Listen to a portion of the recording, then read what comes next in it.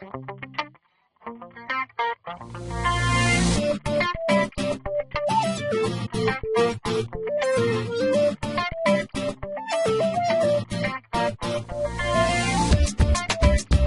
so I've come into Google Analytics, and I have AdSense connected to my Google Analytics account. This is for my site Softwit. Now, Google Analytics is not an important aspect of my site on Softwit. I put it in a couple different places, mostly to test and dabble, but for this particular site, it's not important for me. However, if it were, I could come in and I could drill into my AdSense pages. These are all the pages that might have AdSense on it, and I could expand this out and I could take a look at how they're performing. Now these are old articles, they've already been written, and I could take a look and see which ones might stand some improvements if I wanted to refocus these articles a little bit for AdSense. So for example, I could take a look at possibly an article that might get more AdSense ads viewed. You know, it's getting the impressions to a certain extent, but it's not necessarily it's not converting well, you know, bringing in CPM results or small pennies, which aren't important to me, aren't important to these articles nor the site. But if I wanted to, I could use this as a guide as to what I could possibly work to improve on. And I could run InboundWriter and see if I could make an improvement on it. So let's take a look at one of these. We'll go with one that's kind of gets some average traffic. Tax ID number for sole proprietorship. This gets about 100 AdSense impressions, but it makes no money. Let's take a look at this particular article. Now this is actually a very old article. I built it as part of a tutorial a long time ago. It could definitely stand for some improvement. It's got a very old graphic in there, and it's basically telling bloggers how they can set up a federal tax ID number such that when they're working with different ad networks, they can submit their TIN number, their tax ID number, as a sole proprietor, as opposed to sending in their social security number to a lot of different places around the internet. A little safer from identity theft perspective. But as we open up this particular article, and I've got Zamanta in, so I'm going to minimize that and expand InboundWriter. Now, this article has 617 words. InboundWriter will start scoring things when you initially start writing, typically, but it doesn't really get its hands on things until you've until you've written at least 200 words. Once you get to around 200 words, it starts to get a better feel for what you're talking about, and that's where it really starts to do some magic. So I'm going to come in here, running the analysis on InboundWriter. It takes just a second or two as it works to go through this. And again, this article is relatively old. It dates back to May of 2008. I think it's actually a little older than that. I think I might have taken it offline, updated it way back in 08, and then put it back online. So this probably actually goes back to about mid-07 or so. This is 2012 as I'm creating this video now. So this article's at least 4 years old, probably going on 5 years old. So definitely could stand some tuning. And maybe as I look at tuning it, I'll not only improve it from a perspective of how it might perform with Google AdSense, but I might update it for 2012 so that it can get some additional information, give some people a little bit better guidance on what to do in 2012 as opposed to the guidance I wrote in 2008. It's a decent old article, and I still get traffic on it. Maybe this tune-up will help. So here we go. We're just about through the analysis with InboundWriter. It's at 46%. Go. Sometimes it goes in leaps and bounds. And here we go. So as you see, this is only scored a 20. Now I will say that the scoring on InboundWriter is not generous. And when I say that, I mean it's not easy to score high. That 99% that I saw in the other article, I think that's probably the highest score I've ever seen in InboundWriter on any article I've written. Typically I feel good if I'm getting into the 50 to 60 range. And as a comparison, I'm going to come down and take a look at Scribe SEO. This is a plugin that I love. I've been using this for several years, and I get great results from it as well, working to improve my articles based on how Scribe looks at things. So to kind of reality check this, I'm going to perform an analysis with Scribe, take a look at things. I do know how to write articles that score very well for Scribe. I know how to balance the SEO and the copywriting to do well here. I'm currently finding that InboundWriter helps me take that even farther. If Scribe is your, let's say, your grade, InboundWriter is kind of your extra credit or special project.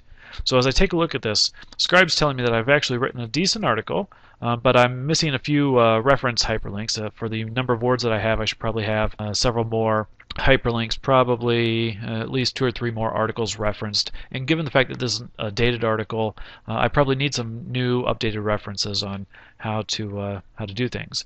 As I take a look at the keyword analysis, the keywords that pop up here are sole proprietorship, TIN, tax, Social Security, IRS, tax ID number, and tax identification number. They're actually a little on the low side.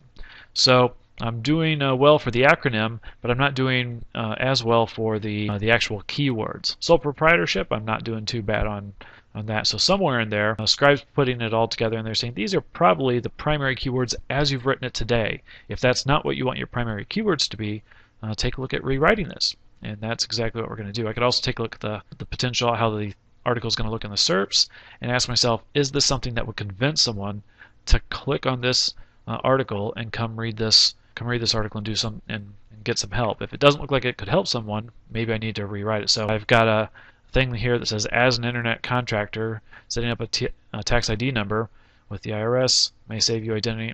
This is some awkward wording in this description. It's got some keywords in there, but it's just plain awkward, and so needs some boosting here. So I can actually do some things to improve my Scribe score, probably make this article even better, and maybe, who knows, maybe make a little lunch money through AdSense on this one particular article. If I can take a look at the advertising strategy, if I tell it that Google AdSense is somewhat important for me, I can see it scores there, and I can take a look at education level 2.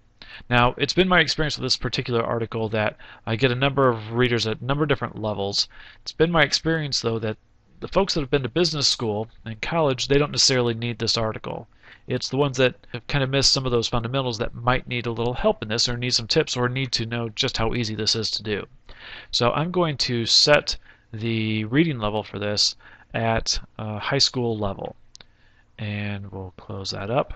In general, I tend to write with far too many words, and my sentences are, they have many different run-ons, and well, not run-ons. The grammar's okay, but the sentences are very, very long, and that doesn't make for easy reading, even for someone with too much education. So as I rescore that, I see I'm still holding at a 20, and I need some things to make sure that this article can do what it needs to do. So I'm going to take a couple moments and do a couple rewrites and see if I can improve this. As I do that, I'm going to attempt to set my focus key terms. TIN number is one of them, is one of my tax ID number is another. Tax identification number might be EIN is an alternate employee identification number acronym that means the same thing. And sole proprietorship. So these are my potential focus terms that I do want added in here. And as I add those, I can see that I just don't have, I haven't used those keywords enough for them to really register. If I take a look at some of the research on that, I do pick up a couple things that might help, although this particular article may or may not be what I'm looking for. I can see the competition on this term is fair. Notice some of this information on there. It's a popular term, and the CPC, the potential advertising value, is coming in at their rating of $3.50. That doesn't mean $3.50. That means $3.50 signs. It's just a visual guide that it's a little higher than some. But take a look at some of those other keyword terms. Got 4 if I go employer identification number. However, I've found that for this particular article, I'm not targeting people that want to hire employees. I'm targeting people that want to work for themselves as a sole proprietor. So while I could rewrite this article to focus on employer identification, that's not going to be the proper or the best target for my audience. So you do have to reality check what this tells you. This isn't telling you how to write your article. It's giving you guidance on how you might target your article better for what it's about. My article is not about employer identification numbers. It's about tax identification numbers. So you need to use your brain a little bit and kind of go from there. I can see that tax identification number, the full word, as opposed to tax ID number, that's even better from a potential advertising value. That's cranked up to 4.5, which is the best one I've seen. So I might want to take a look at ensuring that I use that maybe more than when I use TIN number. Tax identification number might actually be better. Up here I can see that I've got employee identification number in there. I might want to replace that with tax identification number. I've got tax identity number in this subheading, which is a heading 2, and that might not necessarily be helping me. I've got TIN for sole proprietorship up here, and I've got tax ID number in the slug. So I've got a lot of different things going on with this old article. I'm going to change this heading to tax identification number. Now you'll see my score actually dropped when I did that. That's okay. I did bump this up to 2. There's some adjustments going on, so the scales are rebalancing a little bit as I write some of this or change some of this. And since I've got a list of possible alternate names there, I'm going to go ahead and there with the... And I want to make sure that I talk about the United States, because I do get a number of foreign bloggers that come in here from time to time. I don't want them to be confused about which country we're talking about. Okay, so at this point I'm going to go through and I'm going to optimize a little bit, and I'll come back after I've done some work. Okay, so I've done some work and I've recrafted this article just a bit, and as you can see my scores have moved their way up. There were a number of iterations that I went through. I also reran the Scribe SEO tool, and as you may recall, I previously had 3 hyperlinks. I've added 5 hyperlinks with additional references, which has helped significantly there. But also, more importantly than just adding hyperlinks, if you look at the keyword analysis for Scribe, which I've got here, I've moved my important keywords up. TIN is still in there. Tax identification number, the name for the acronym, is a lot higher as well. Sole proprietorship, is also still important. Tax, social security number, tax ID number. A lot of different things are where they need to be now as far as what my primaries are. The SERP, the search engine results page, the potential page, is a little bit better than what it was before. I still think this needs a little bit of work, but it now says internet contractors learn to set up a TIN tax ID number with the IRS, protect your identity and social security number from fraudsters in minutes. See how. So a little bit of action items. This is still something that I'm working to improve, a skill set that I'm constantly working on myself, but it's getting better. If we focus back in on what we can do with InboundWriter, my score here has bumped up. This is moving in the right direction on a couple of different fronts. Even when I'm focusing on AdSense, actually, it's even higher. So that tells me that this article is going to perform well for what I want it to do, which is the niche that I typically focus on with this. But, you know, if it pulls in a little AdSense money, that's great as well. And this is an old article. It's very good that I feel happy that I'm recycling it and hopefully helping some folks a little bit. I set this to high school level. Partly, this is difficult to do because I'm talking about tax and business structures and things of that nature. So it's not easy to pull this one down. From my perspective as a former accountant, it's even trickier because I like to work in some of the jargon that I'm used to from school and work and business and so on. So that's something that I had to struggle with just a bit. I've reworked the title.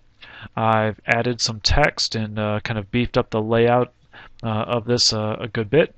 I've added some things to the disclosures. I talk about a few different things. And at the end of the day, what we see here now is I've got focus terms that include tax identification number, identity, because we're talking about protecting identity with tax identification numbers, TIN numbers, etc. When I click on the light bulb, that gives me my potential CPC scores and how much competition I might be looking at, how popular it is. Not a lot of competition on this. As I look at identity, this is a little on the generic side. I might look at identity theft or identity protection at some other time, but I didn't want to get too involved with that because it really is more about the tool to protect the identity as opposed to the issues of identity theft itself. So, or at least that was my perspective on it. I've got a few others that are referenced in here a few times that I could have built out. I specifically chose not to build out employer identification number. I did mention it just so that people wouldn't get confused because they are synonymous to a certain extent. They can be used differently, but they're basically it's the same number that you get from the government. So I did want to explain that a little bit, so I did mention it, and I wasn't stuffing, the tax identification number keyword in here to replace it just to have the extra keyword. It was relative that I have it in there. I've got a better score. I feel stronger about this article because I've got the right primary keywords identified. I've boosted up my meta description and my titles as well. And at this point, this article is almost ready to go out there and live for another 4 years or so. One thing that I haven't done yet is I haven't come in and replaced this infographic, which is super dated. I did actually change some of the alt text on it. I actually added some alt text. I didn't realize it, but I didn't have any alt text on this image from way back when. So I added all that text right there to the image, and that also helped push the score up a little bit. Alt text is important for accessibility reasons. Yes, there is probably an SEO benefit, but in this case I've got a lot of text on this image, and so I added that text in a logical way to the alt text to explain, what's in the image in case somebody doesn't get that image. So I'm going to hit update, double check my article to make sure everything's still working when it's live. So here it is live. As I scroll through it, looks like I've got an image that's not appearing, so glad I checked it. Need to get that straightened out, but other than that, I'm good. And you've seen how to optimize an article using InboundWriter for AdSense and in general as well. Hope you enjoyed. If you did get some benefit out of this, feel free to retweet this video, share it with anyone, share it on Facebook, or subscribe to Brett Bum on softdoit.com. Thank you much.